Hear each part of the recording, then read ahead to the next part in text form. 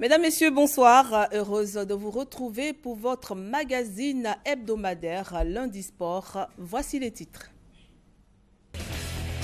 Première victoire de Michel Dissué. Les éléphants de Côte d'Ivoire ont battu les Lions de l'Atlas en match amical au Maroc.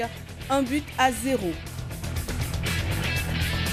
Éliminatoire CHAN 2016, les Ivoiriens se préparent pour affronter le Ghana. Les éléphants locaux ont été accrochés par les Lions du Cameroun. Qui succédera à l'Ivoirien Yaya Touré au titre du meilleur joueur africain 2015? 4 éléphants parmi les 37 nominés.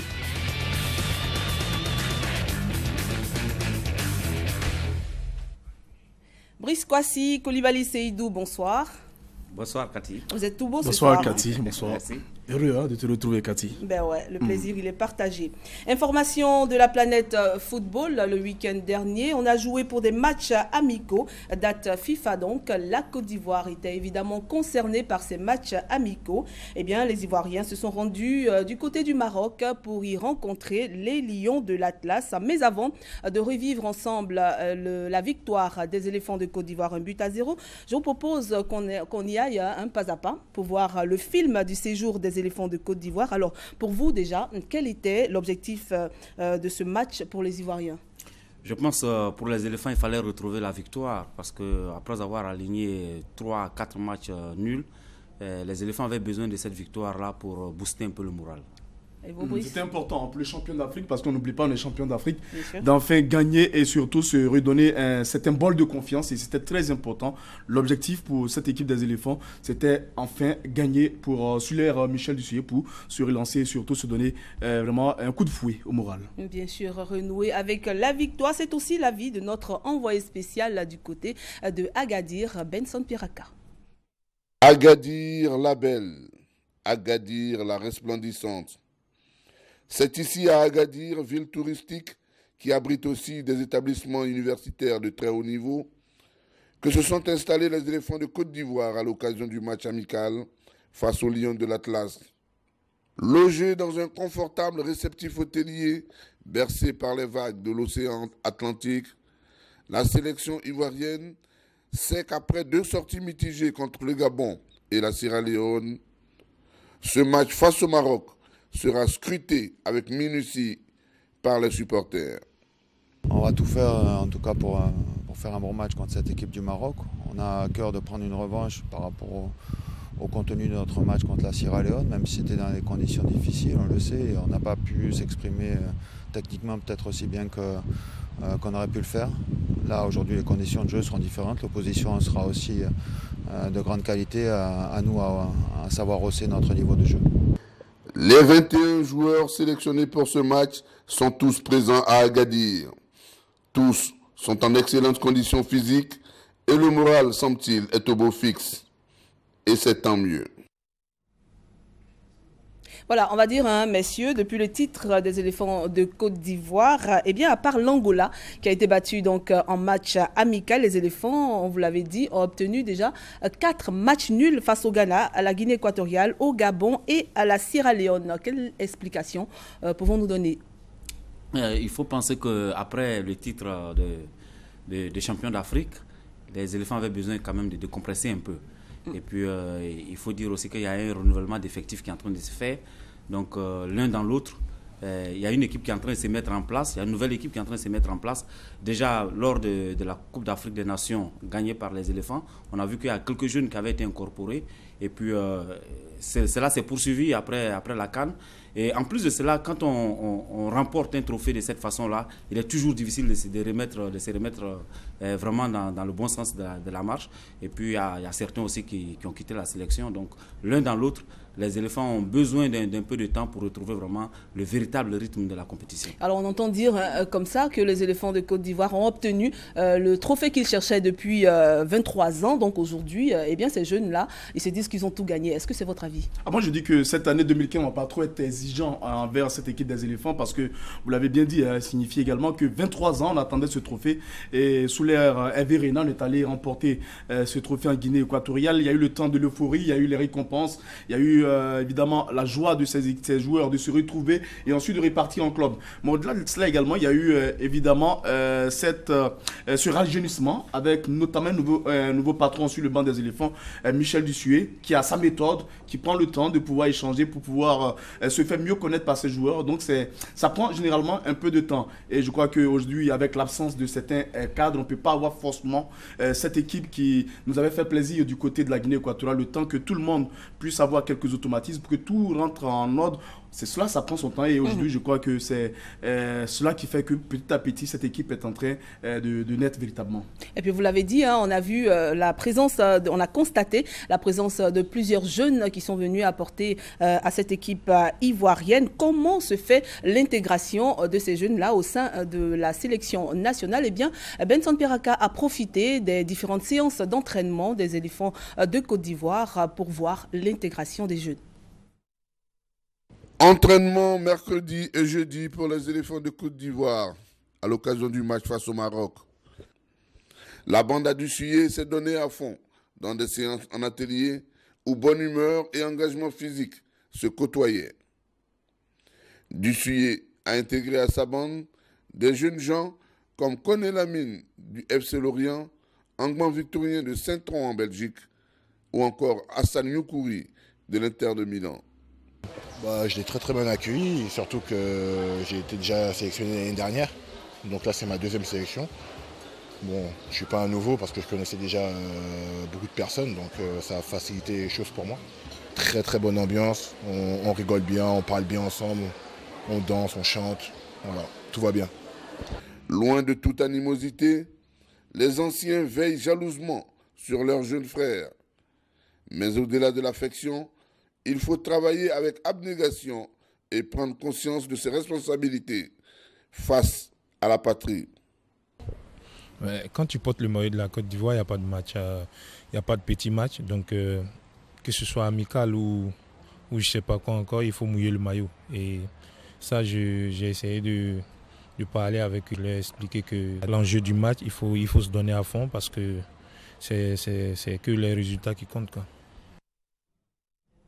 Il y a quelque chose qui manque là sur Sérédier. La coupe là, de Sérédier. Ah, la coupe qui manque là, d'accord. Alors on parlait donc des jeunes, on va s'attarder un peu sur ces quelques jeunes là. Qu'est-ce qu'ils ont apporté à cette équipe nationale, en les citant bien sûr? En les citant d'abord parce qu'il faut souligner que Michel Dussuet avait déjà fait ce essai lorsqu'on était nous du côté de Porakou en Sierra Leone.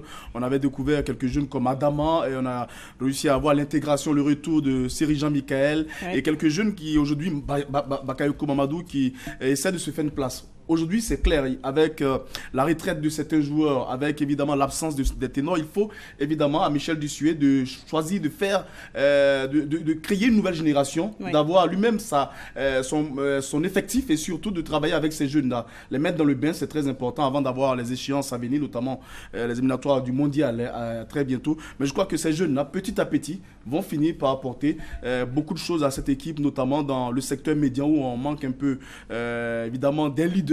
Et puis derrière également, ils vont en jouant ensemble, étant avec les aînés comme Sérédi l'a dit, en étant avec les aînés comme Gervinho ou Salomon Kalou, et finiront par s'intégrer dans cette sélection. Ça fait bizarre de voir que Gervinho et Salomon Kalou sont considérés comme les cadres de cette équipe des éléphants. Ça fait 7 ans parce qu'ils ont commencé avec les Olympiques en 2008. On a l'impression que ça fait 15 ans qu'ils sont en sélection, mais 7 ans. Mais c'est déjà beaucoup pour eux. Mais ouais, c'est beaucoup. Alors on a vu que la défense a été renforcée. Et donc les milieux, on a Angban Victorien, on a tous ces jeunes-là, Nyoukuri, qui sont arrivés. Pour vous, qu'est-ce qu'ils ont apporté déjà dans ce dernier match-là à cette équipe ivoirienne? Je pense d'abord qu'il y a une heure de jeunesse qui flotte sur cette sélection-là. Quand on voit par exemple, mis à part le jeune Nyoukuri Hassan qui vient de l'Inter de Milan, qui était pratiquement à sa toute première sélection avec les éléphants. Les autres sont plus ou moins des jeunes vieux. C'est-à-dire certains ont déjà côtoyé la sélection plus ou moins. Et donc connaissent bien la sélection. Et la grande satisfaction, à mon avis, je pense que c'est Jean-Séri Michael. Parce que ce genre de milieu récupérateur manquait terriblement à la sélection. des milieux relayeurs, surtout manquaient à la sélection depuis le retrait des Yaya. Et je pense que lui va faire beaucoup de bien à cette sélection-là. Et puis c'est le renouvellement des générations qui est en train de se poursuivre progressivement et qui va se poursuivre jusqu'à la CAN 2017. Donc c'est pour cette raison qu'il ne faut pas être très exigeant avec cette sélection-là. Elle est en train de se forger, elle est en train de changer de visage, parce qu'on a vu des jeunes comme Goibi, Syriac, qui reviennent. Tous sont en train de frapper à la porte de la sélection, tous en ayant la ferme conviction d'avoir une place de titulaire. Donc, c'est une sélection qui se renouvelle petit à petit. C'est vrai qu'il y a des anciens qui sont revenus, comme par exemple Constant Diakpa. Et justement, j'allais demander en défense, parce qu'il y a eu sur le côté gauche, il y avait beaucoup d'absence. Oui. Tiéné qui n'a pas de club actuellement, Boka qui est blessé. Donc, il y avait vraiment une place à prendre. Et Diakpa, qui déjà, par le passé, connaît bien cette sélection, était vraiment la pièce de rechange toute trouvée. Donc, ce n'était pas du tout un nouveau. Mais par contre, connaît Lamine qui brille avec Lorient cette année.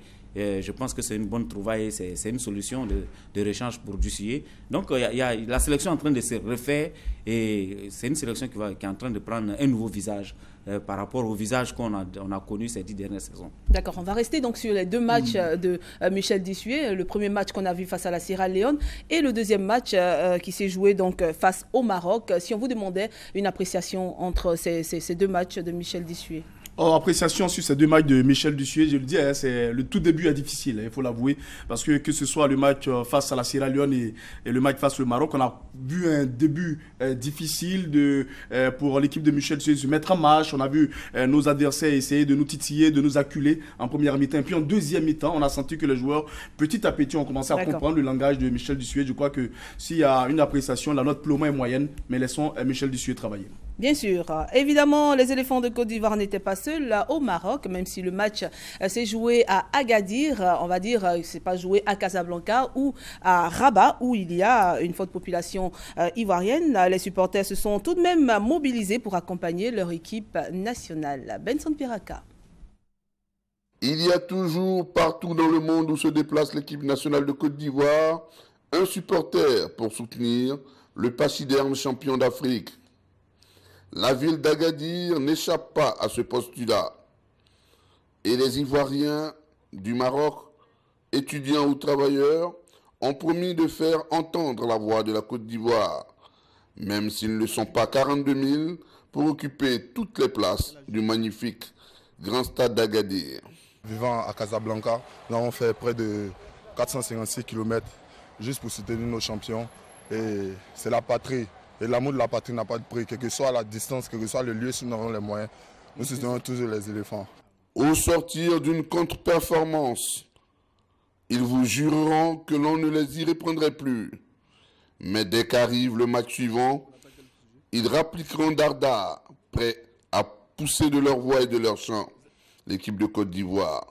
Supporter Mazo, à la vie, à la mort, dans le sang, vive les éléphants. Champion d'Afrique. On n'a pas de 2 pays, on n'a pas 3 pays. Par contre, je pense qu'on doit arrêter un peu avec supporter Mazo parce que ça ne nous a pas souvent porté chance. Ça n'a pas souvent porté chance à la Côte d'Ivoire. Il faut être optimiste. Voilà, nous sommes champions d'Afrique. Et nous arrivons donc au match, ce match qui s'est donc déroulé entre la Côte d'Ivoire et le Maroc. Je rappelle que c'était un match amical, 90 minutes que vous qualifierez de...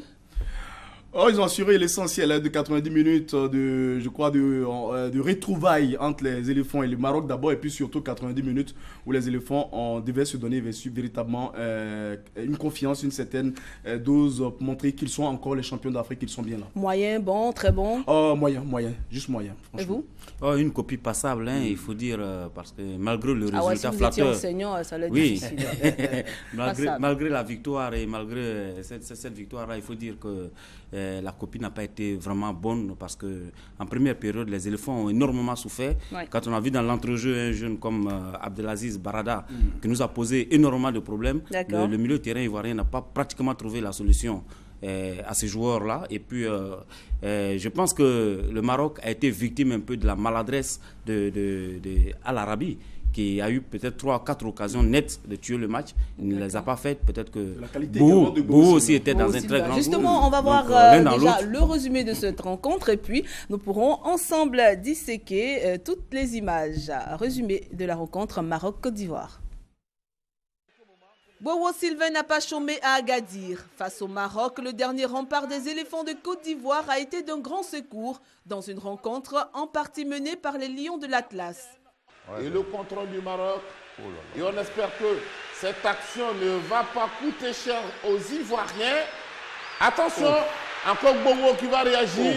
La défense ivoirienne Bowo qui, pour le moment, montre toutes ses qualités. Ben oui. Il était au départ. Et en quoi l'arrivée donc de cette balle? Que dire de cette action? Ce n'est pas encore terminé. Hein. La conservation est toujours du côté du Maroc. Et c'est encore Bowo qui va partir. Une défense qui, pour le moment, peine. Moyen en attaque et en défense, les Ivoiriens réussissent tout de même à faire échec aux nombreux assauts des Lions jusqu'à la pause. Et c'est là le gros chantier des Ivoiriens. Après en attaque, c'est une bonne balle de l'équipe du Maroc, peut-être le but. La balle sauvée par la défense. Le jeu s'anime un peu plus en seconde période pour les champions en titre qui prennent les devants. 60e minute, sur un corner de Salomon Kalou, Seydou Doumbia dévance la défense marocaine. Puis sur le match, on espère qu'ils vont finir par concrétiser. Voici le but de la Côte d'Ivoire. Cette fois, Doumbia. Et donne l'avantage à la Côte d'Ivoire. 1-0. Le capitaine Gervinho et les siens mettent ainsi fin à la courte série de matchs nuls. Première victoire par ailleurs pour Michel Dussuet en 2 rencontres. 1-0 donc pour la Côte d'Ivoire face au Maroc, pas au Mali, au Maroc. Tout à l'heure, nous parlerons donc de la défense, du milieu et de l'attaque des Ivoiriens. Pour l'instant, écoutons le sélectionneur national des éléphants de Côte d'Ivoire, Michel Dussuet. Aujourd'hui, on a un titre de champion d'Afrique, donc bien sûr que les exigences en termes de résultats sont importantes et on est attendu à chaque match, on sait ça.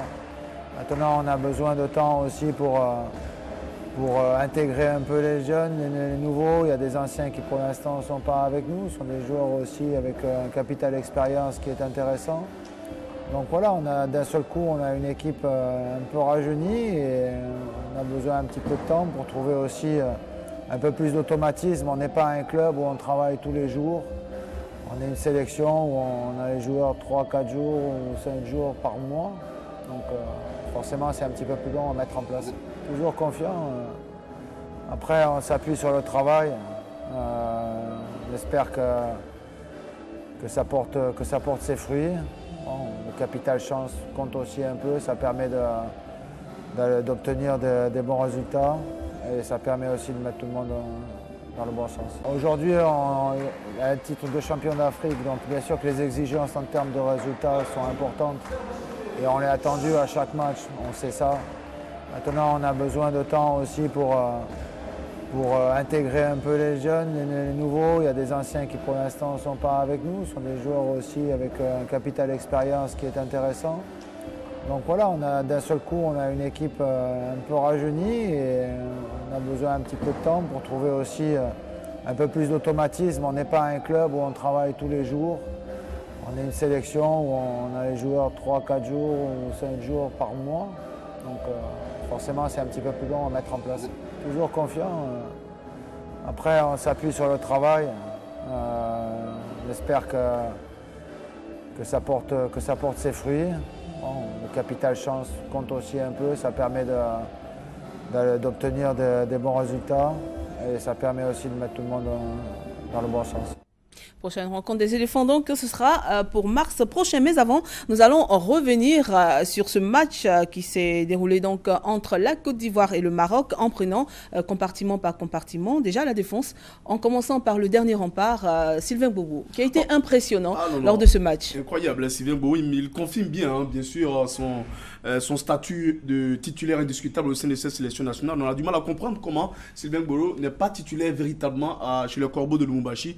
Mais je le dis, même le match face à la Sierra Leone, il a été le meilleur homme du match pour la Côte d'Ivoire. Et puis ce match-là, il a été, figurez-vous, en 30 minutes, les Marocains ont eu 5 grosse action face à face avec Sylvain Boho.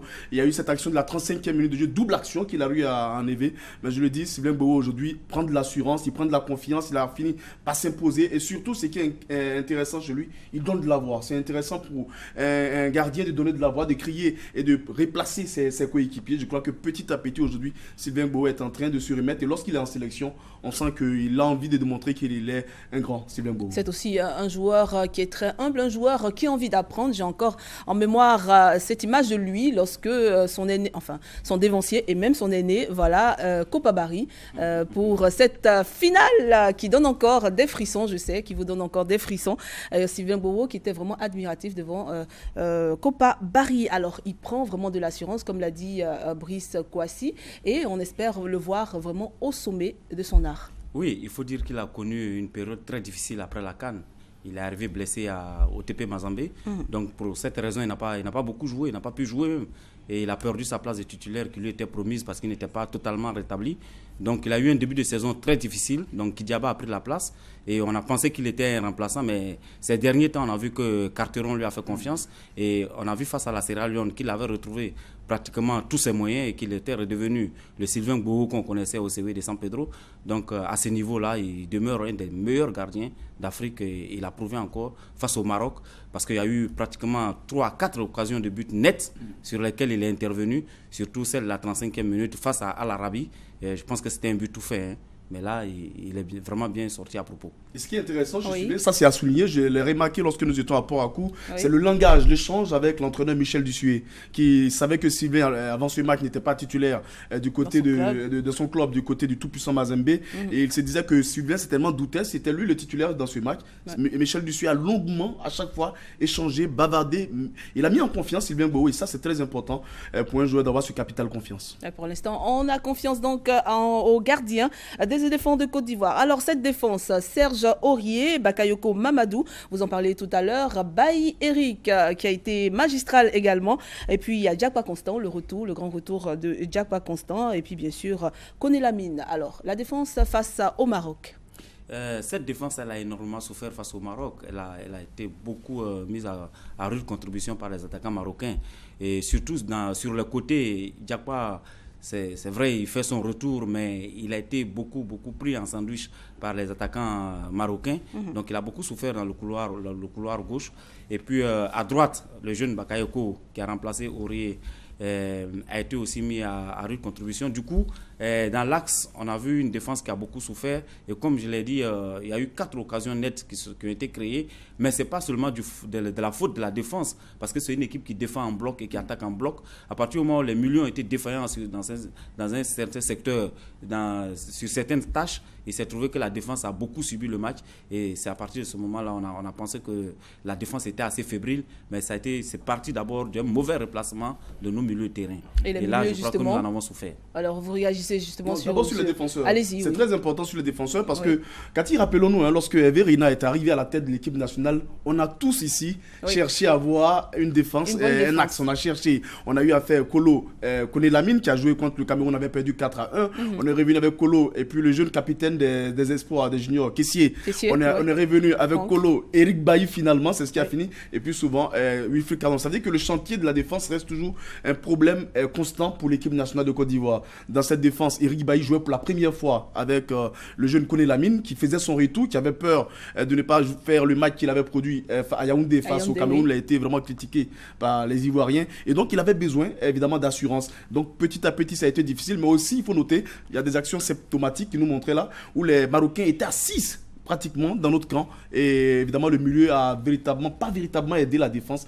La défense n'a pas fait un gros match. Bravo quand même tout de même à Eric Bailly et à Mamadou Bakayoko qui pour son deuxième match nous a séduit, mais Diakwa Constant manquait un peu de conditions, on l'a vu même blessé après lors de ce match.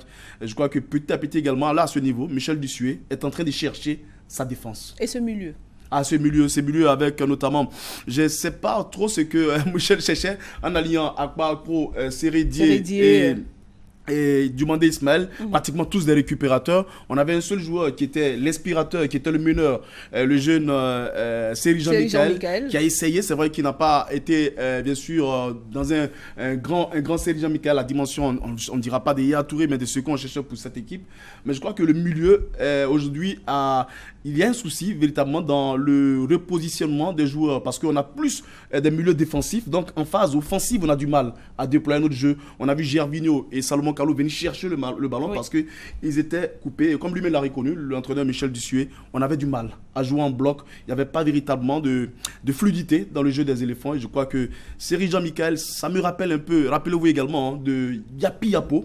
Lorsqu'il était venu, on cherchait un 10.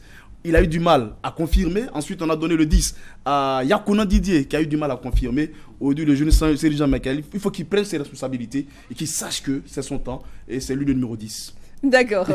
Alors, avant de parler des attaquants, un mot rapidement sur le milieu. Oui, il faut dire que le milieu a beaucoup souffert parce que d'entrée de jeu, les Marocains nous ont privé des ballons. Alors que la Côte d'Ivoire est une équipe assez joueuse.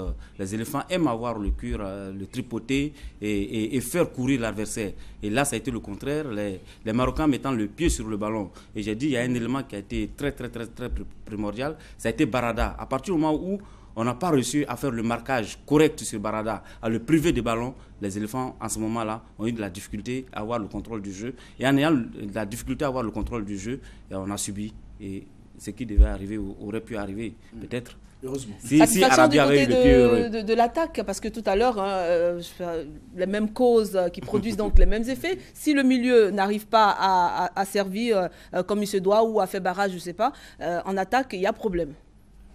Oui. C'est ce qu'on a pu constater quand même lors de ce match face au Maroc. En attaque, il y a problème parce qu'on a vu que nos attaquants étaient privés de ballons. Il y avait très peu de ballons qui arrivaient. La preuve, le but qu'on inscrit, on le marque sur corner. Il a fallu attendre la deuxième période de jeu pour voir nos attaquants vraiment sortir un peu de leur coquille et essayer de titiller un peu les Marocains. Et comme l'a dit même Badou Zaki à la fin du match, il a reconnu qu'en privant les éléphants du cuir pendant toute la première période, de l'entraîneur des Lions de l'Atlas, et ils avaient la possibilité de tuer le match, ils ne l'ont pas fait et ils ont été pris sur un coup de pied arrêté. Ce qui arrive très souvent en football. Vous dominez, vous ne concrétisez pas, vous subissez le contre-coup. L'attaque au niveau de l'attaque, parce que c'est vrai que durant les 40 premières minutes, on a eu du mal à avoir notamment Gervinho et Salomon Kalou qui devaient être ceux qui devaient être les pourvoyeurs du bal pour cette équipe, pour cette attaque. Malheureusement, eux également étaient coupés, ils n'avaient pas de ballon. Mais Gervinho finalement a compris à la 39e minute de jeu, lorsqu'il a décidé de décrocher, de venir chercher ce ballon. On a eu l'action de la 40e minute de jeu, l'action de la 42e, et puis lui-même qui a failli marquer un but à la 43e.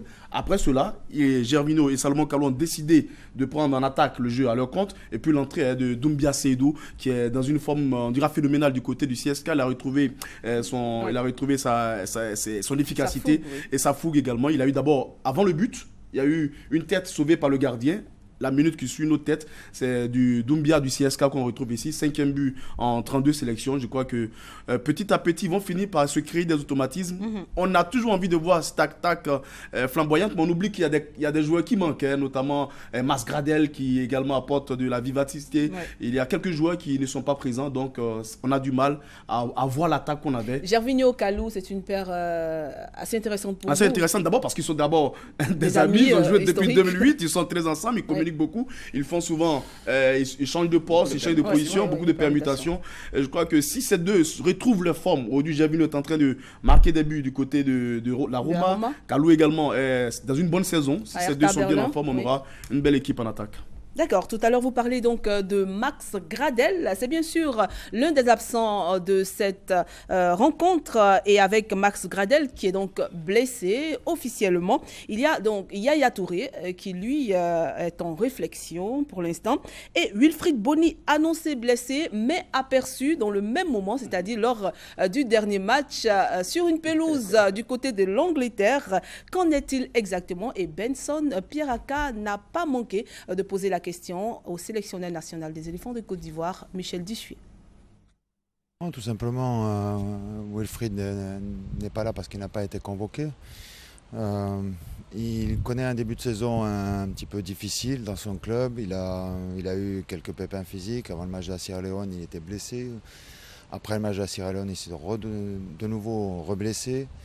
C'est un joueur qui aujourd'hui n'est pas totalement en plénitude de ses moyens. Je pense qu'il a besoin de bien se soigner, il a besoin de travailler physiquement. C'est un joueur qui a des caractéristiques où il faut qu'il soit bien physiquement pour s'exprimer pleinement.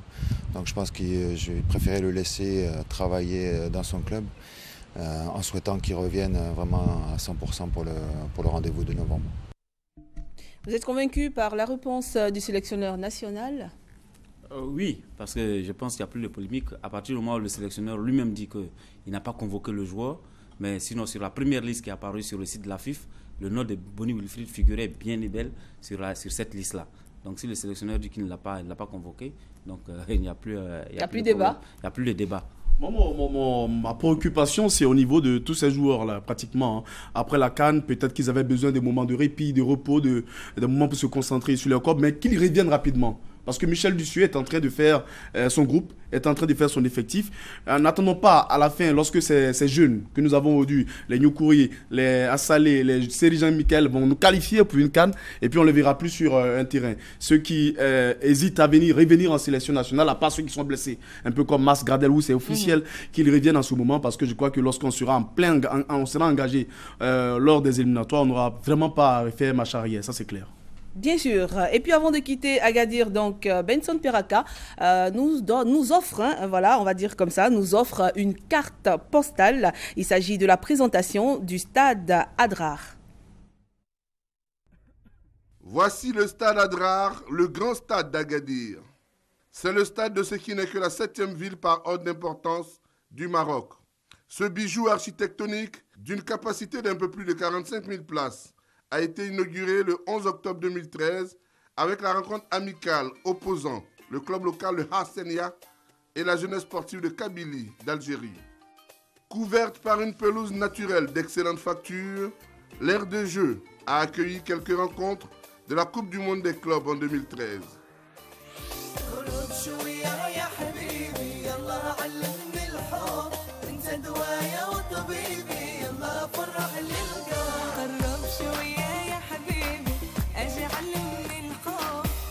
Voici une image qui résume à elle seule la qualité et le modernisme de l'édifice.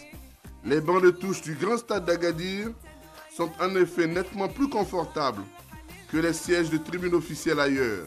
Surtout, ne suivez pas mon regard. En ce moment, je louche.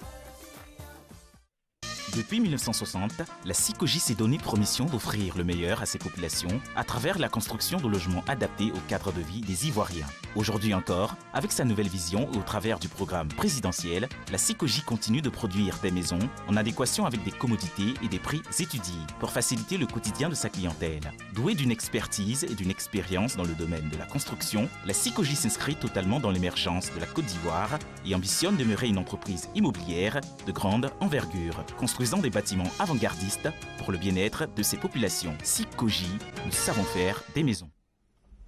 Alors Benson Peraka, permettez-nous de suivre vos deux regards, même si vous louchez. Voilà, réaction, donc on ne cite pas les contemporains, mais réaction tout de même.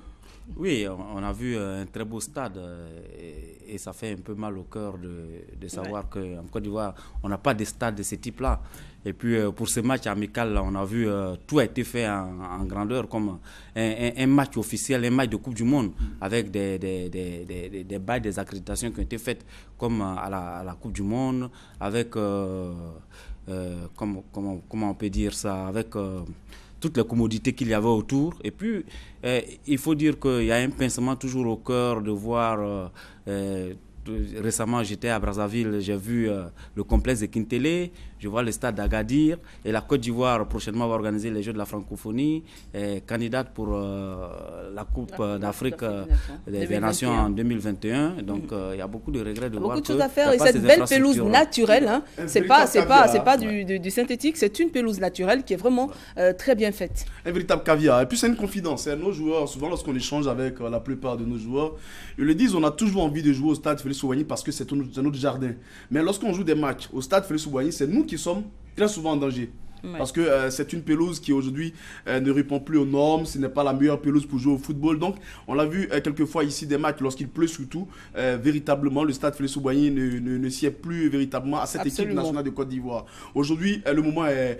je crois que le moment est significatif, il faut réagir. Vous avez parlé du stade de Kintele, le stade de Port-Harcourt, lorsqu'on était du côté du Nigeria, était un joyau. Aujourd'hui, on voit le stade d'Agadir. La Côte d'Ivoire se doit de se doter rapidement de ce stade. Je crois que 2017 et 2021 seront les occasions souhaitées pour pouvoir avoir enfin un stade à la dimension de la Côte d'Ivoire, du champion d'Afrique, pour le souligner. Bien sûr, la Côte d'Ivoire est championne d'Afrique et cette période que la Côte d'Ivoire traverse, cette bonne période que la Côte d'Ivoire traverse, devait aussi être mise à profit pour obtenir des infrastructures sportives pour la jeunesse et bien sûr pour tous les Ivoiriens. Avant de fermer et de refermer cette page donc, du match amical entre la Côte d'Ivoire et le Maroc, certains Ivoiriens disent qu'ils ne voient pas la Côte d'Ivoire qualifiée pour la prochaine Coupe d'Afrique des Nations. Le prochain match c'est donc en mars, vu le jeu fourni par les Ivoiriens.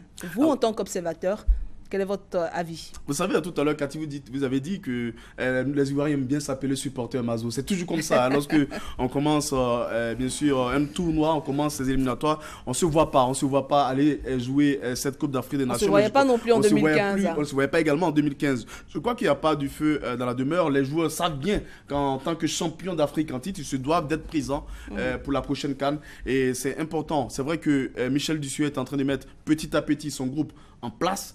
Il aura encore du temps. Le prochain adversaire, c'est le Soudan. Double confrontation importante pour la Côte d'Ivoire face au Soudan. Il faut chercher des points.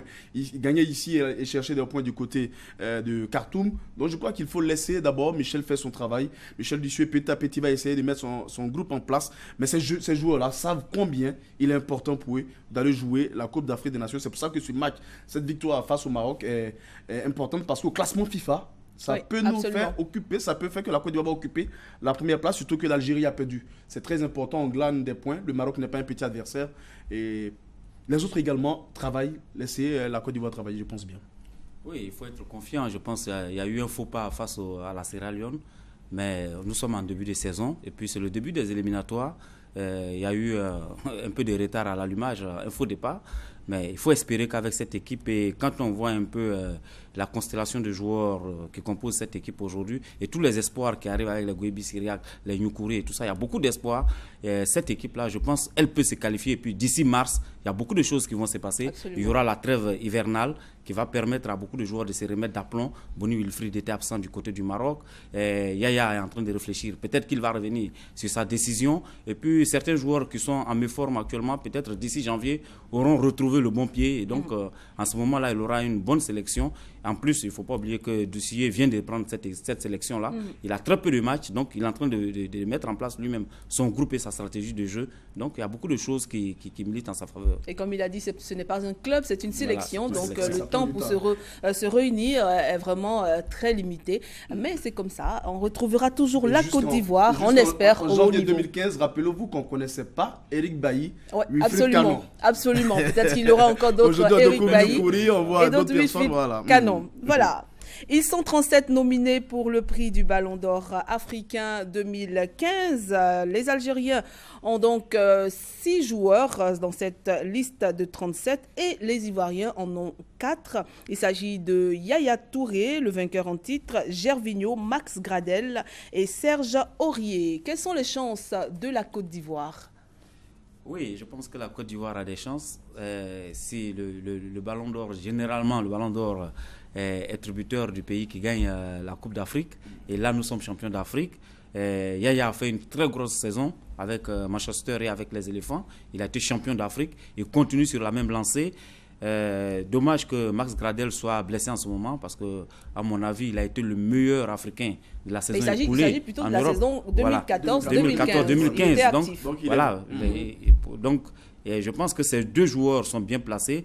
Il y a Gervinho et Serge Aurier, à mon avis, qui n'ont pas trop de chance, qui a fait une belle saison, mais généralement les défenseurs sont défavorisés dans ce genre de nomination. Si vous prenez le Ballon d'Or international ou même en Afrique, très peu de défenseurs ont été nominés ou ont remporté ces Ballons d'Or-là, ce trophée.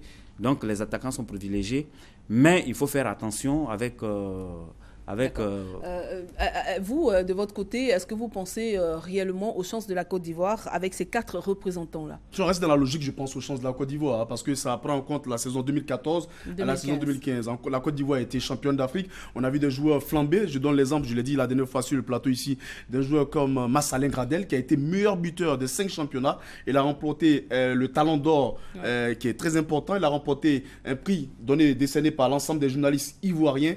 Il a fait une grosse saison avec Saint-Etienne. Donc, logiquement, avec la Côte d'Ivoire également, il a été très bon à la CAN. Logiquement, il ne doit pas être loin de ce ballon d'or. Il mérite ce ballon d'or. Yaya Touré également, pareil, a fait une bonne saison avec son club Manchester City. Il a eu il a été important dans la consécration des éléphants de Côte d'Ivoire. Lui également ne doit pas être loin de ce ballon d'or.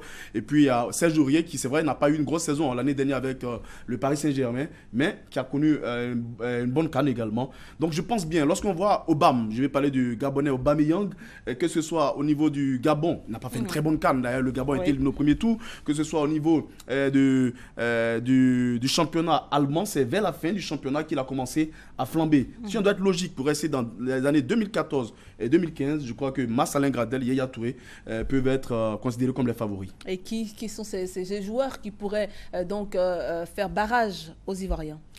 Bon, pour le moment, je pense qu'il y a André Ayou de Chouenzi, qui a fait une grosse saison avec Marseille, qui a fait une bonne CAN. Et malheureusement, il a été battu, et heureusement pour nous, il a été battu en finale. Et il y a son compatriote Christian Atsu qui a fait aussi une très bonne saison. Mais comme je l'ai dit, dans le cas de Serge Aurier, les défenseurs sont souvent défavorisés dans ce genre de nomination. Et puis il y a Pierre Aubameyang qui a fait quand même une bonne saison avec Dortmund, donc qui peuvent inquiéter les Ivoiriens. Mais je pense que les chances ivoiriennes existent et que ça doit se jouer entre Max Gradel et Yaya Touré. Et puis, bien sûr, les joueurs locaux, les joueurs du Chan ont aussi leur titre. Leur titre, je pense qu'il y a eu 24 nominés pour le meilleur joueur africain évoluant en Afrique. Il y a des Ivoiriens. Parmi ces 24 nommés, il y a 2 Ivoiriens. Il y a Sylvain Gbo et Roger Assalé. On sait, ils ont porté le CW jusqu'à la finale de la Coupe de la Confédération. C'est vrai que le CW n'a pas gagné, mais c'est 2 joueurs qui ont montré qu'ils avaient le potentiel et qu'ils étaient des très bons joueurs, donc qui jouent sur ce tableau-là. Et aujourd'hui, au TP Mazembe, on a vu Roger Assalé a acquis vraiment de la notoriété. Il s'est imposé dans cette équipe-là, qui fait partie, qui d'ailleurs va disputer la finale de la Coupe d'Afrique. Et je pense que s'il gagne cette finale-là, Assalé sera bien parti pour pouvoir remporter peut-être ce trophée. Moi, je suis content parce que c'est logique. Hein. Vous voyez pourquoi Roger Assalé et Bobo Sylvain figurent dans la liste des 24 parce qu'ils ont fait une grosse saison avec le CW Sport de Saint-Pédro. En parenthèse, un CW Sport qu'on aimerait retrouver en tout cas la saison prochaine. Et puis surtout Bobo Sylvain qui a été important, très décisif à la CAN. Et là, on le voit encore, il continue ses prestations de haut vol côté Bobo Sylvain. Mais Assalé Roger, celui qu'on appelle du côté de tout-puissant Mazembe, le tout-puissant Assalé. Il ne se passe pas une journée, un week-end sans qu'Assalé ne marque des buts du côté de tout-puissant Mazembe. Je crois qu'aujourd'hui, ces 2 joueurs-là peuvent figurer dans le top 3 et pourquoi pas enlever ce trophée. En tout cas, que ce soit au niveau du ballon d'or FIFA réservé aux professionnels, on va l'appeler ainsi, et le ballon d'or FIFA au niveau des locaux, je crois que la Côte d'Ivoire a la possibilité de décrocher l'un des ballons d'or. Et concernant bien sûr les 37 nominés pour le ballon d'or,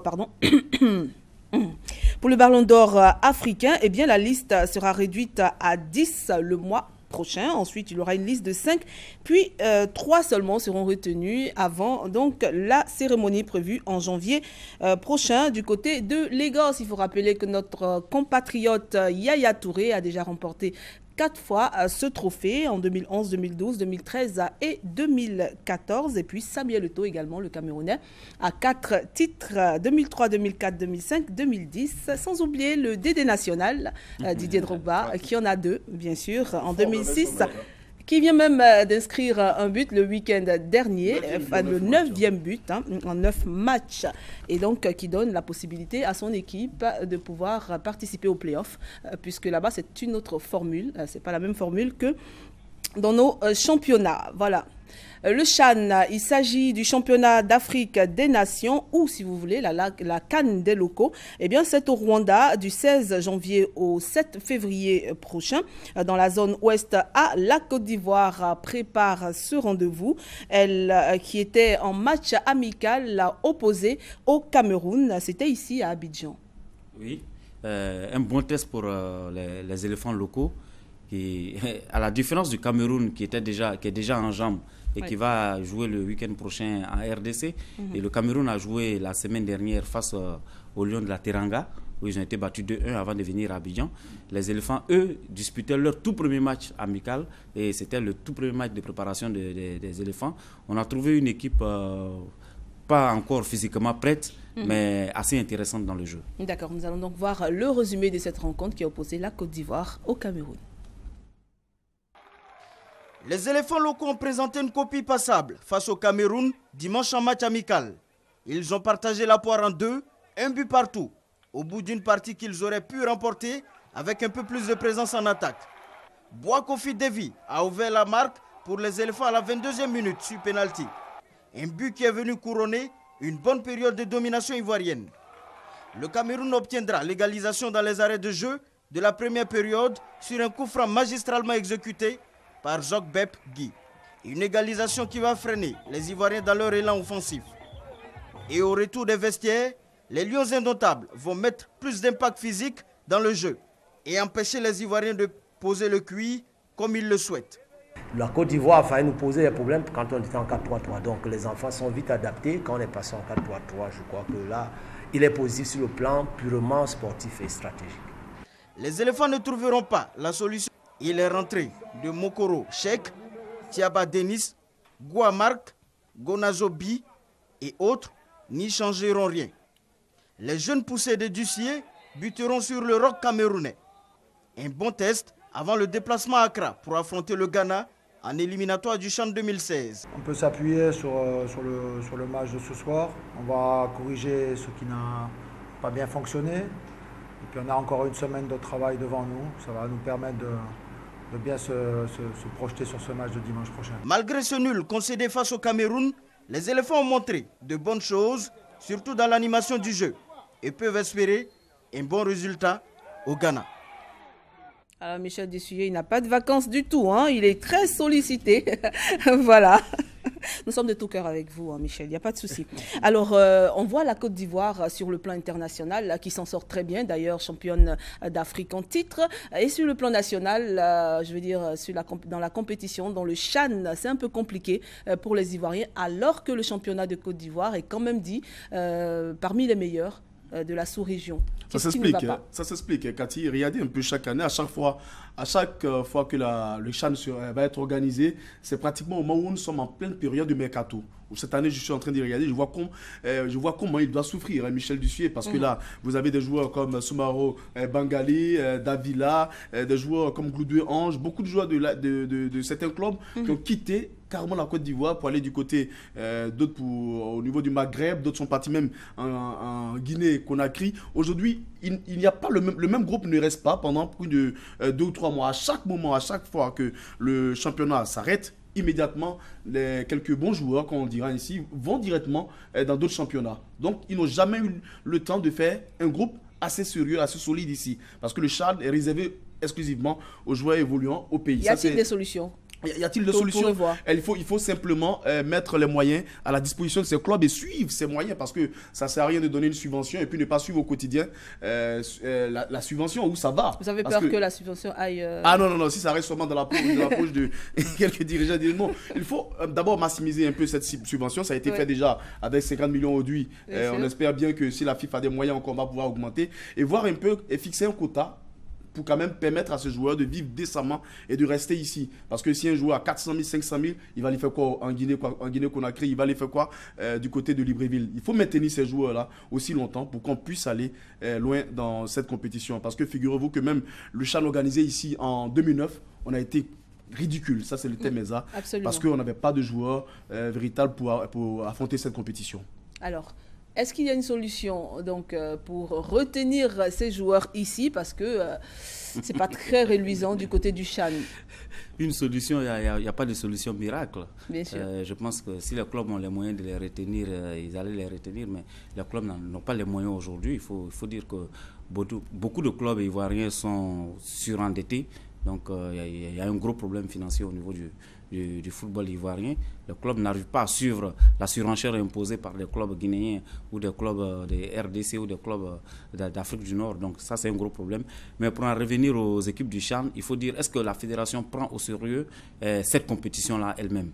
Parce que là, quand on regarde un peu la préparation que le Cameroun a eue, en ayant pratiquement plus de 15 jours de préparation, avec 2 matchs amicaux contre le Sénégal, contre la Côte d'Ivoire, pour aller jouer contre la RD Congo. Pendant que les éléphants étaient en regroupement ici, on s'est dit qu'il y a 2 poids, 2 mesures.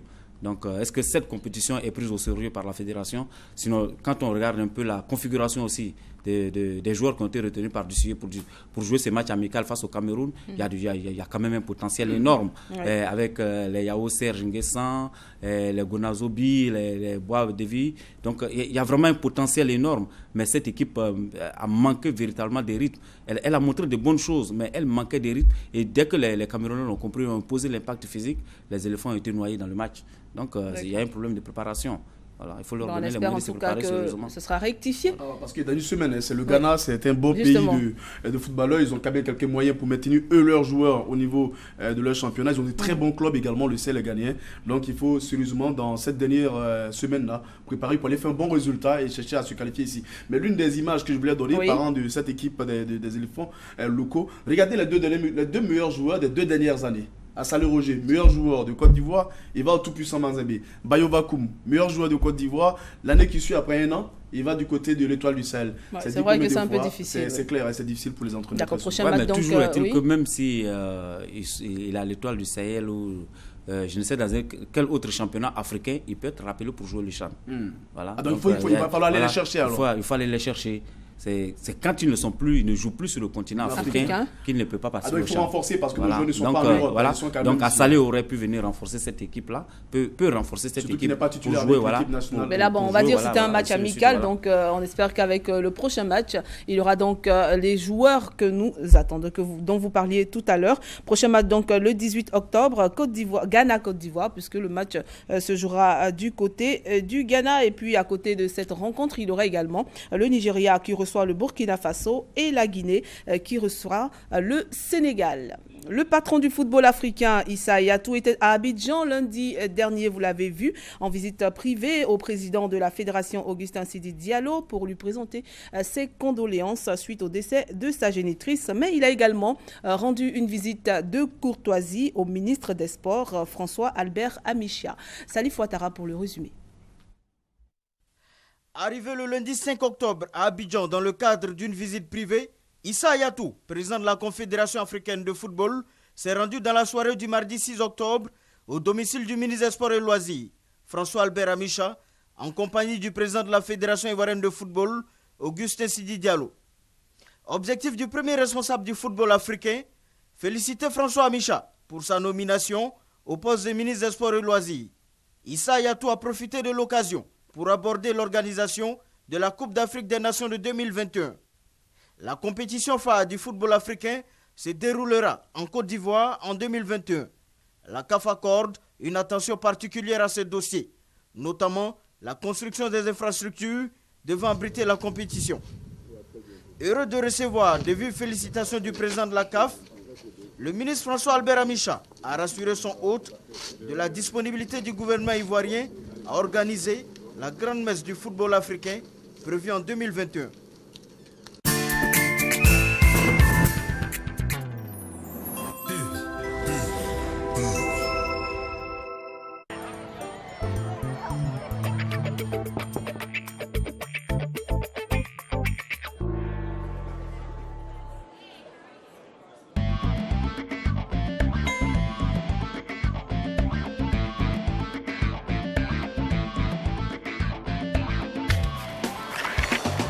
Mentos Chewing-Gum Ice, fraîcheur glaciale.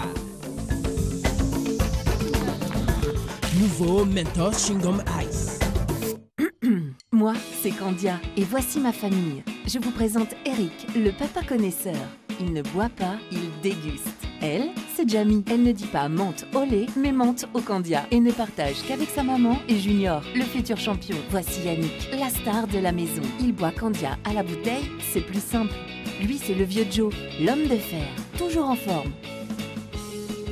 Dans le lait Candia, il y a plus que du calcium. Il y a aussi de la joie de vivre. Moi, c'est Candia.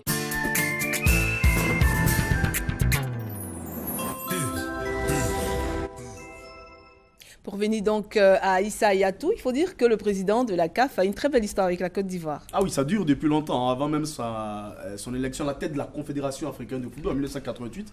Rappelez-vous, il était venu ici voir à l'époque le père fondateur, Félix Houphouët-Boigny, pour évidemment demander à la Côte d'Ivoire de soutenir sa candidature. Issa Hayatou en 1984 est passé par ici.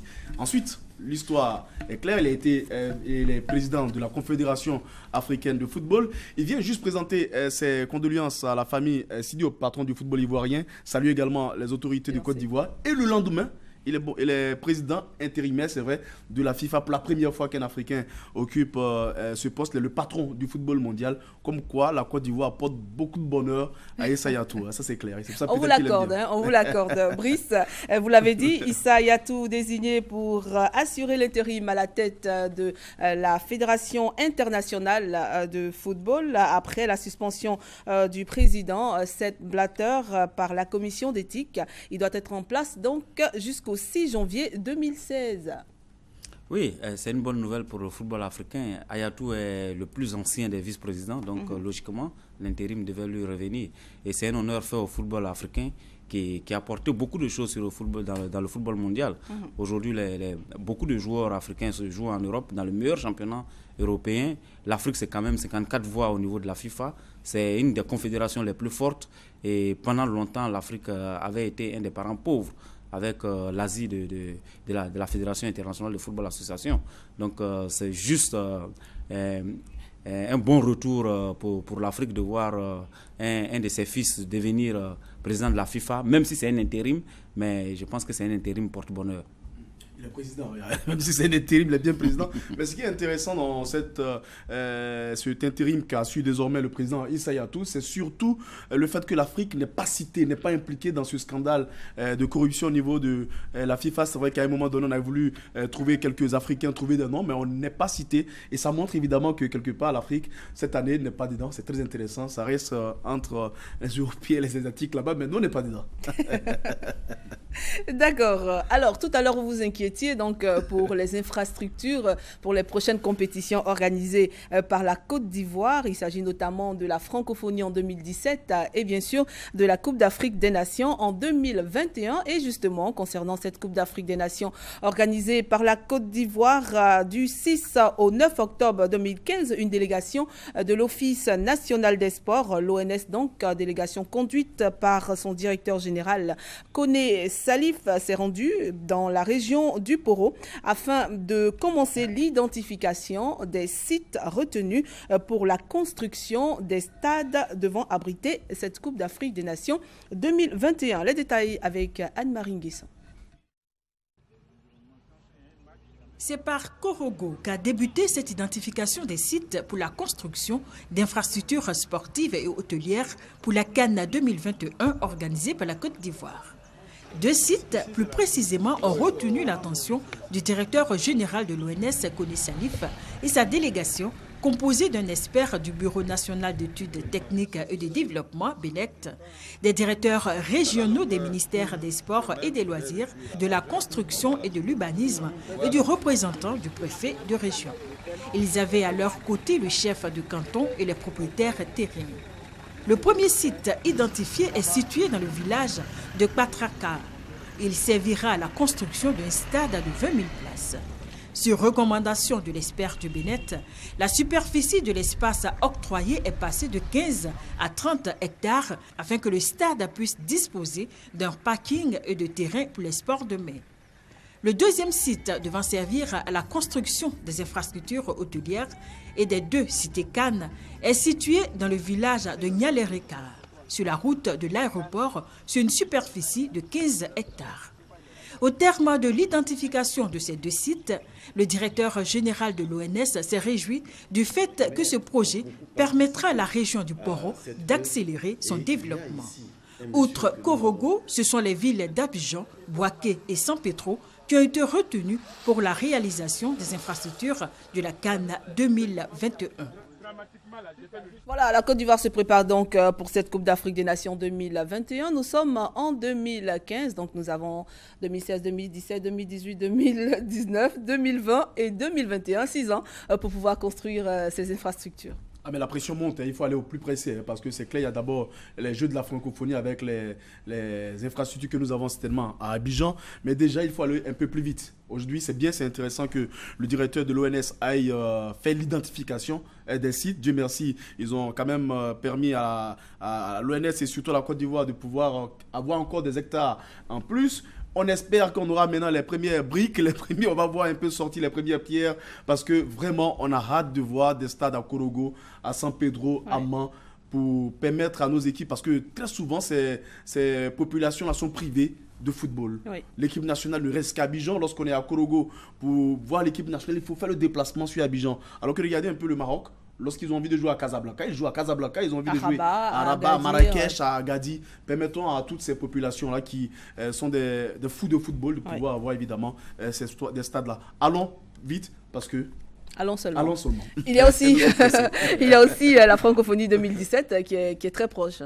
Oui, je pense que je suis plus inquiet pour la francophonie que pour la CAN. Ah oui. Parce que pour la CAN, il y a encore 6 ans et 6 ans, c'est... C'est vrai que c'est peu, mais c'est pas, voilà, mais pas plus... Je pense qu'il y a, voilà. il y a vraiment le temps. Urgent, oui. Quand à Brazzaville, on nous a dit que le complexe de Kintela a été construit en 2 ans.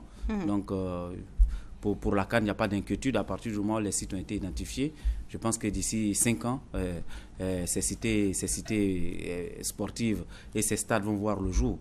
Mais pour la francophonie, il y a quand même quelques inquiétudes. Je pense que pour la francophonie, le comité a opté pour la rénovation de certains sites. Bon, espérons que la Côte d'Ivoire sera vraiment prête sur le plan sportif. Ce qui est intéressant, si on est en train de faire des villages... Hier, la pelouse du Safo Boigny qu'on a vue, qui a été rénovée, vraiment, ce n'était pas une pelouse faite pour pratiquer du beau football. Et Dussier même a eu à le critiquer à la fin du match en disant que quand la Côte d'Ivoire reçoit, c'est une équipe qui aime jouer, c'est une équipe qui aime posséder le ballon. Et quand on joue sur des pelouses de cette qualité-là, on peut toujours améliorer les choses. Et c'est difficile pour les éléphants de tenir le match. Ce qui est intéressant, c'est la confiance. Et ça, c'est très important. On n'a pas de doute parce que lorsqu'on voit un peu le directeur de l'ONS dire, évidemment, qu'il y aura des villages CHAN, c'est-à-dire qu'on n'a pas peur. On va construire ces stades-là. Il y aura des villages CHAN. Il faut rester, il faut rester concentré. Il faut aller, c'est vrai, au plus pressé, mais surtout, il faut croire. Mais comme vous l'avez dit, l'inquiétude vient au niveau des Jeux de la francophonie. Réhabiliter les sites ici, pour qu'on puisse organiser cela. Si on a les sites réhabilités, on va penser à l'intérieur pour la CAN 2021 parce que la Côte d'Ivoire doit faire de cette CAN-là une véritable fête. Une véritable fête, vous l'avez dit. Voilà, on espère en tout cas que ces infrastructures seront livrées à temps et pour 2017 et pour 2021. Nous allons parler maintenant du tournoi Dominique Ouattara qui a animé ses vacances sportives. C'est vrai que nous sommes à la rentrée, mais le compte-rendu donc de ce tournoi qui a connu son apothéose du côté de l'équipe de Kafalo qui a remporté cette finale, cela après 2 mois de compétition. Et nous sommes à Ferkessé-Dougou avec Kader Sogodogo. À Ferkessé-Dougou, la finale du tournoi Dominique Ouattara a opposé l'équipe de Kafalo en noir à celle du centre de formation de Ferkessé-Dougou en bleu. Au cours de la rencontre, les 2 finalistes ont multiplié les actions de but sans trouver la faille. Les 2 mi-temps se sont soldés sur le score de 0 but partout. Les 2 équipes ont donc eu recours à la fatidique épreuve des tirs au but pour se départager. L'équipe de Kafalo en est sortie victorieuse en battant l'équipe du centre de formation de Ferkessé-Dougou par 5 tirs contre 4.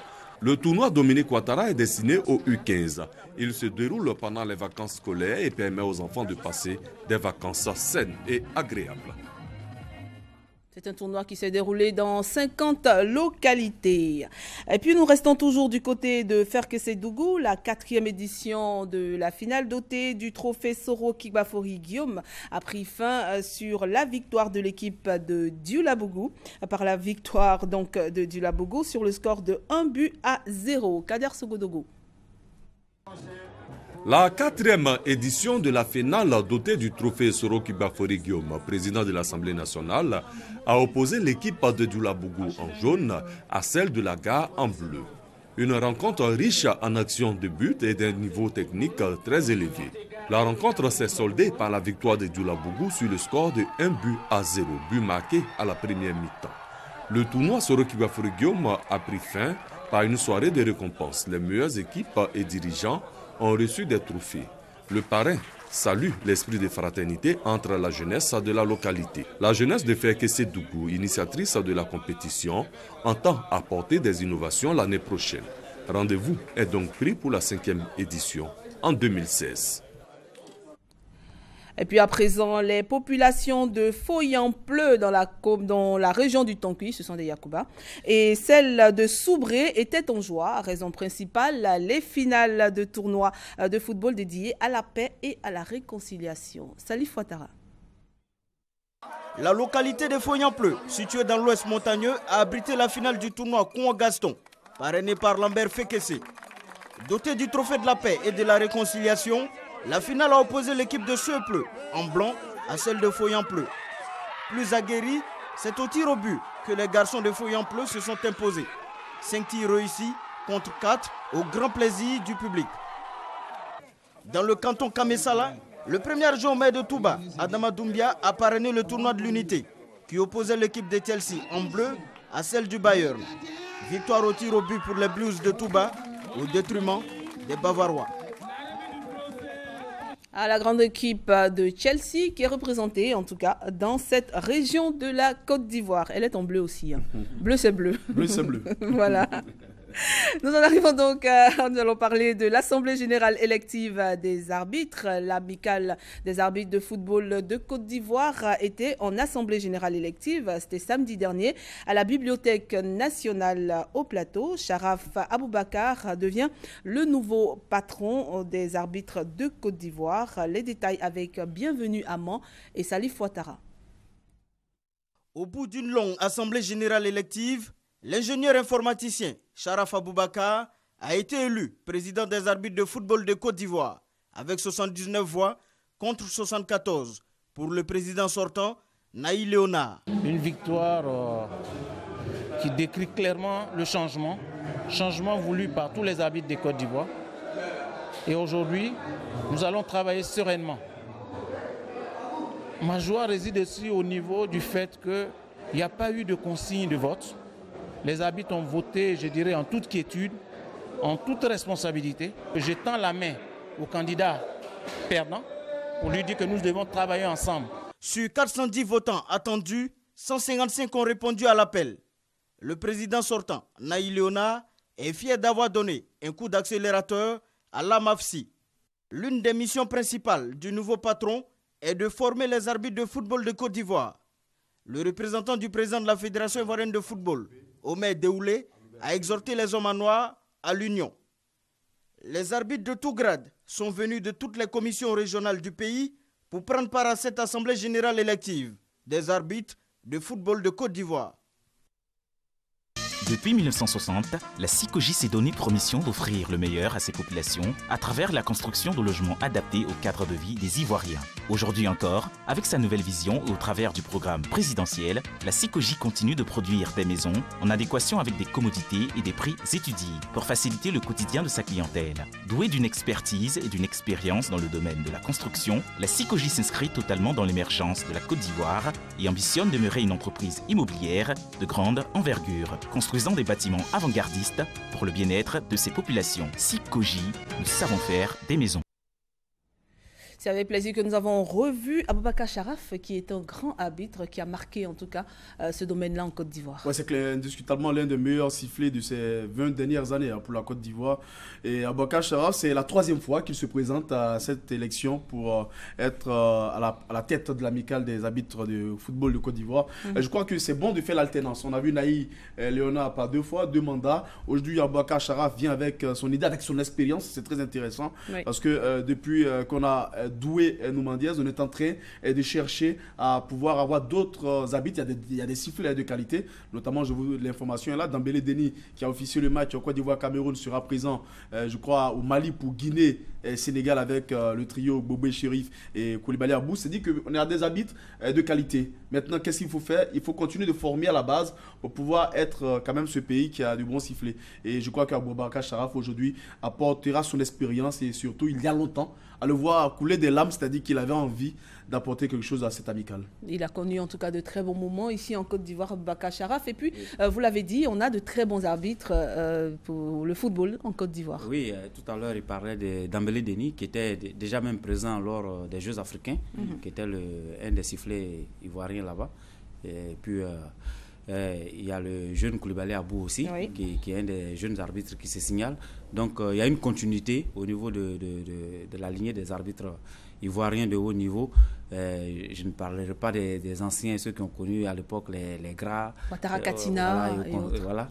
Donc il y a une continuité au niveau de la Confédération africaine d'avoir de grands arbitres ivoiriens, mais c'est réjouissant quand même de voir que les arbitres s'organisent et que la transition se fait vraiment sans heure, sans vraiment une passe d'armes assez... oui, parce qu'il faut préciser qu'il n'est plus en activité, Sharaf. C'est lui qui a, depuis 2008, et c'est lui qui a été élu. Qui a été élu, voilà. Donc, c'est dire que je pense que cela doit inciter d'autres amicales à pouvoir faire l'alternance sans beaucoup de bruit. D'accord. À présent, nous allons parler du tournoi Fair Play qui s'est déroulé à Cocody. Il s'agit donc d'un tournoi organisé par l'association des centres de formation de Cocody qui a organisé samedi dernier 3 finales dans la catégorie U13, U16 et U20. L'objectif était de sensibiliser les jeunes footballeurs aux idéaux de tolérance et de renforcer les liens de fraternité. On va donc rejoindre Salif Ouattara pour le résumé. Pour voir quelles sont les conditions de jeu, pour voir sur quoi je dois être attentif. Nous devons être attentifs à comment sont les choses. Il faut maintenant que... L'association des centres de formation de Cocody qui a organisé ces 3 finales dans les catégories U13, U16 et U20 était présent à ces finales. Donc il y avait 26 clubs, 26 centres de formation. C'est intéressant le regroupement des centres de formation. On a les centres de formation de Cocody, on a ceux d'Abobo avec Hamza Gamal, ceux de Yopougon avec Dao Mamadou. C'est-à-dire qu'aujourd'hui, ils ont compris qu'il faut se mettre ensemble. Il faut se mettre ensemble pour chercher des stages à l'extérieur pour les entraîneurs afin de venir former ces jeunes-là. Parce qu'avant, il faut l'avouer, pour la plupart, on avait des centres d'animation. Mais aujourd'hui, avec évidemment le fait qu'aujourd'hui, on se met en structure, on se met ensemble pour faire des blocs, que ce soit à Abidjan ou à l'intérieur du pays, ça permet à certaines structures d'aller apporter leur soutien. Comme là, c'est pour le Fair Play. On a vu récemment à Yopougon, lorsque les centres de Yopougon ont bénéficié d'un don de l'ambassade des États-Unis ici en Côte d'Ivoire. Mais lorsqu'on est en groupe, on finit par avoir évidemment quelques lauriers et ça c'est intéressant. Mais aussi l'enseignement du fair play à ces jeunes-là, c'était déjà très intéressant à la base. Alors ces jeunes-là qui évoluent sur, comment ça s'appelle ce genre de terrain? Le terrain nu. Le terrain nu, donc ne vous étonnez pas demain de les retrouver au haut niveau lorsqu'ils seront sur des pelouses assez intéressantes. Il faut dire aussi ce qui est important au niveau des centres de formation, c'est de voir que la formation des formateurs doit être continue. Et je pense que la DTN est en train de mettre un accent particulier dessus.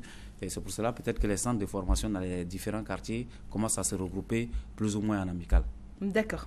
Avant donc de parler de taekwondo, avec vous, donc Brice, nous allons dire un mot sur le handball qui a eu ses finales de la N1A. C'était le week-end dernier. C'était des finales explosives. Pour une fois, on a eu vraiment ces dernières années des finales assez explosives, notamment chez les dames, avec la victoire de l'Africa, 3e victoire sur Tia Salé Handball Club 27-26. Mais quelle équipe de Tia Salé qui a causé énormément de problèmes à l'Africa.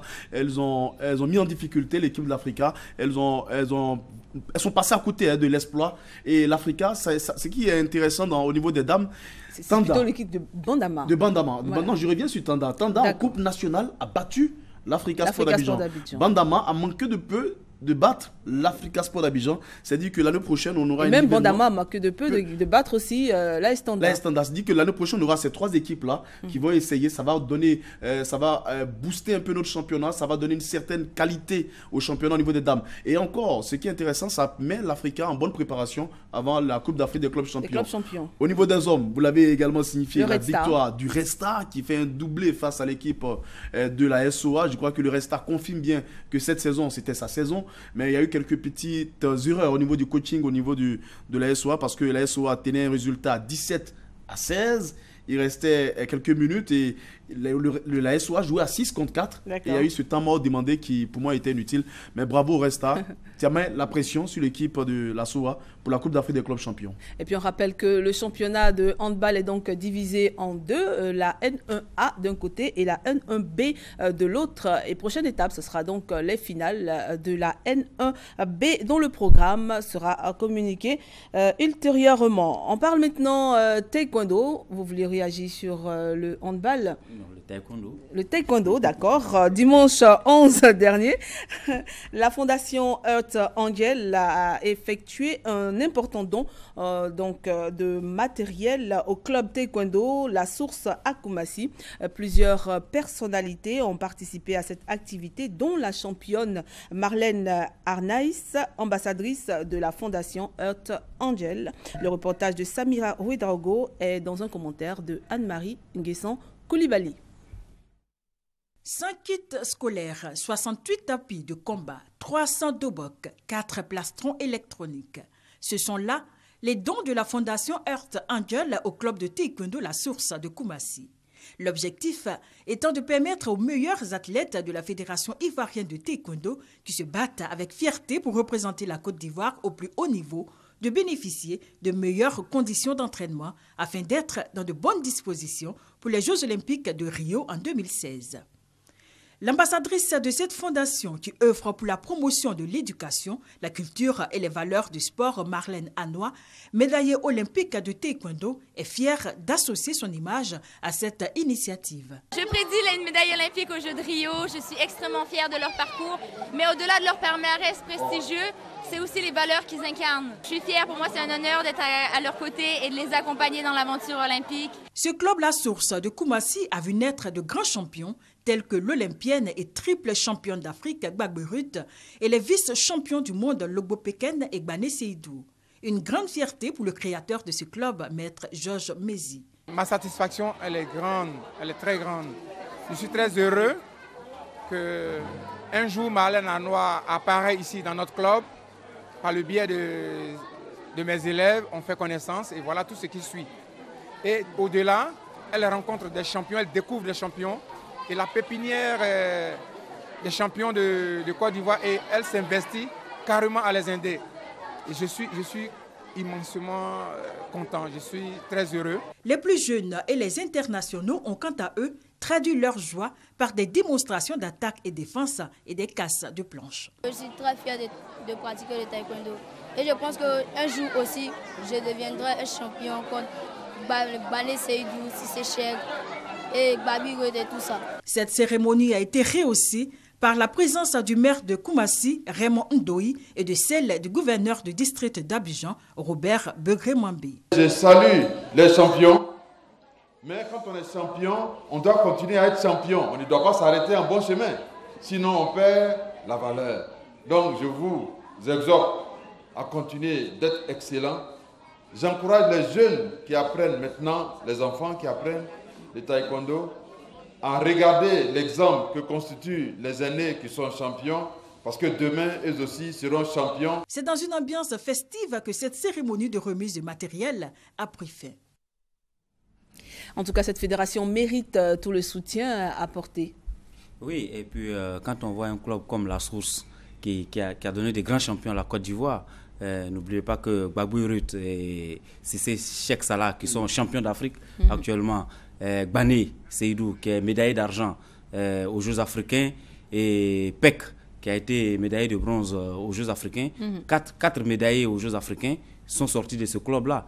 Et quand on voit une grande championne comme Marlène Arnois arriver dans ce club, je pense que cela va encore permettre à beaucoup de jeunes de prendre exemple. Déjà, ils avaient des champions, des champions dans le club, et il va venir une championne vraiment de très haut niveau, voilà, qui a combattu au niveau des championnats d'Europe, des championnats du monde et des Jeux olympiques, qui est médaillée olympique d'ailleurs, qui arrive dans le club. Et ça va donner un peu de certaines vocations et ça va permettre à ces jeunes-là de s'inspirer de son exemple et de pouvoir progresser.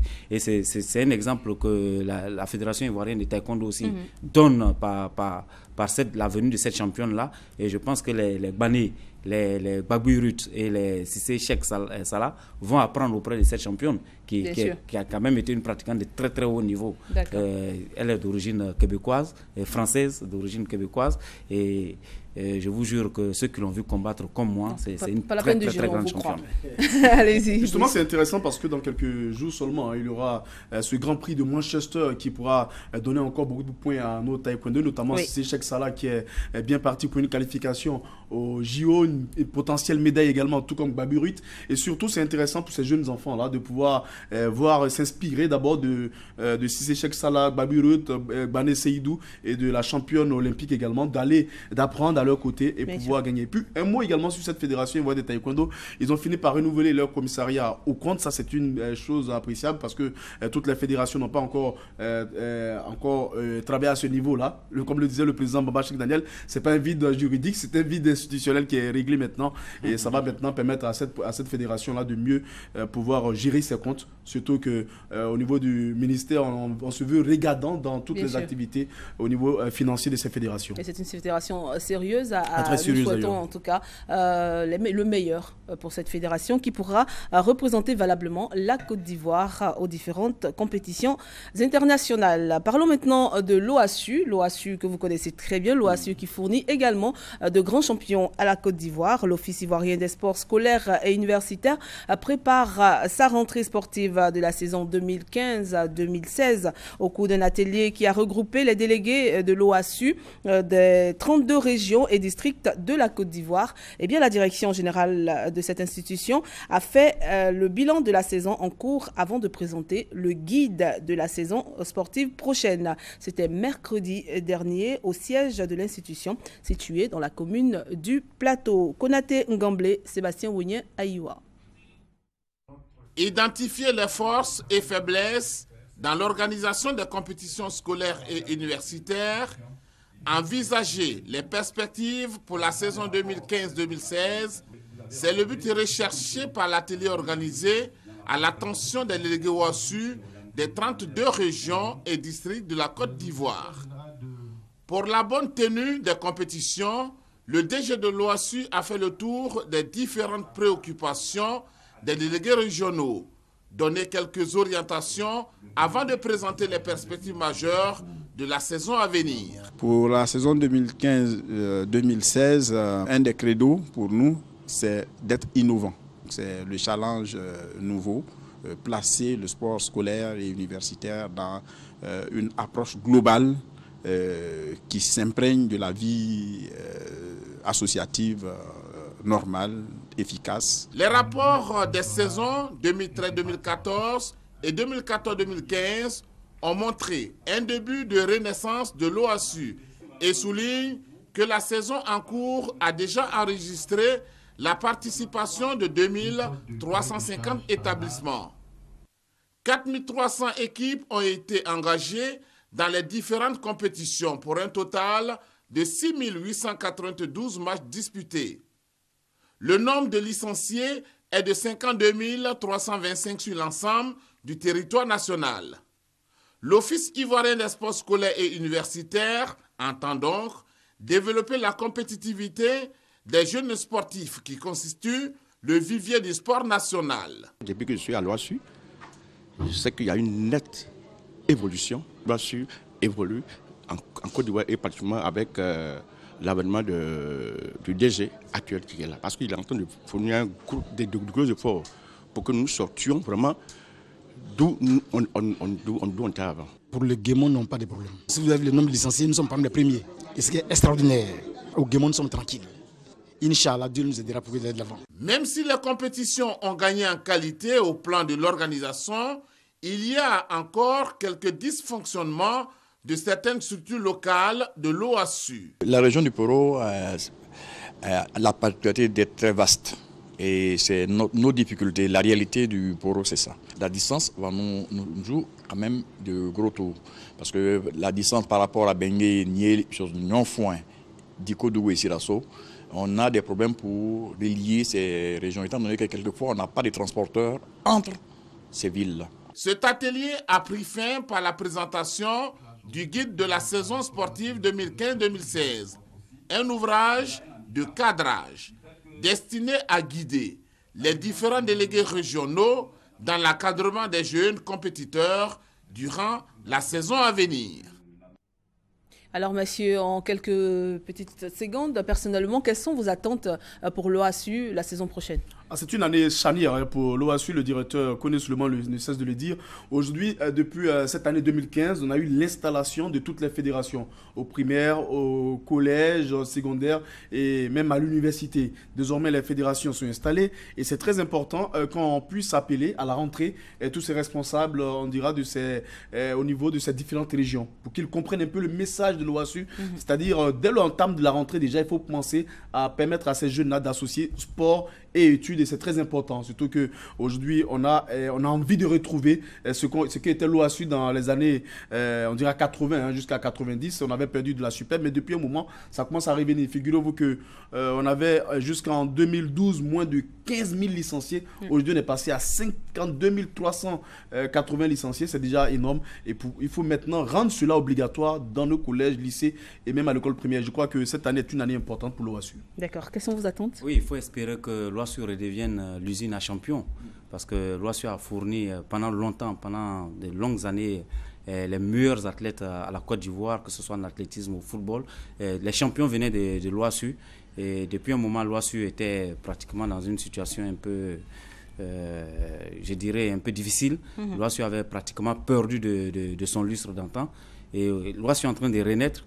Il faut espérer revoir un OASU bien organisé au niveau des régions, comme le DG est en train de le faire actuellement, et surtout pouvoir couvrir toute la totalité du territoire national. D'accord. Et puis à côté donc de ces compétitions des jeunes, on va plutôt dire aussi aux parents d'inscrire leurs enfants dans des sports, dans des activités sportives. Ça développe l'intellect de l'enfant, ça développe l'éveil chez l'enfant. Donc pas besoin forcément de faire de la compétition. Il faut inscrire les enfants dans des disciplines sportives. Vous avez le choix, la natation, le taekwondo, comme on l'a vu. On a les arts martiaux, on a vraiment beaucoup de disciplines qui peuvent intéresser nos enfants. Voilà, nous sommes donc à la fin de cette édition. Rapidement, comme il est de coutume, on vous demande qu'est-ce qui a retenu votre attention. Le match amical Côte d'Ivoire-Maroc, avec cette victoire qui était importante, il fallait gagner forcément pour montrer que nous restons toujours le champion d'Afrique, pour se donner, comme je le dis, un capital confiance pour aller de l'avant. Et je crois que ça a été important. C'est vrai que ça a été un match moyen dans le jeu, mais il faut le dire, c'était une victoire qui était importante. Le Cameroun, au niveau du CHAN, a offert un bon test de préparation aux éléphants locaux, et nous espérons que dimanche prochain, ils iront obtenir un bon résultat du côté d'Accra. Et on espère pour vous, en tout cas, que vous aurez une très bonne semaine, chers téléspectateurs, sur les antennes de la RTI, sur RTI 1, sur RTI 2. Et puis, quant au sport, on vous retrouve très bientôt pour d'autres actualités dans ce domaine. Nous avons pris beaucoup de plaisir à être en votre compagnie. Merci, messieurs. Merci, Cathy. Merci à vous également. Et puis, le rentrez bien beau, chez vous. Le noir. Ah oui, c'est vrai. Merci. Voilà. Merci à vous, en tout cas, et passez une très bonne soirée. À bientôt. La RTI et la CICOG vous ont présenté Lundi Sport.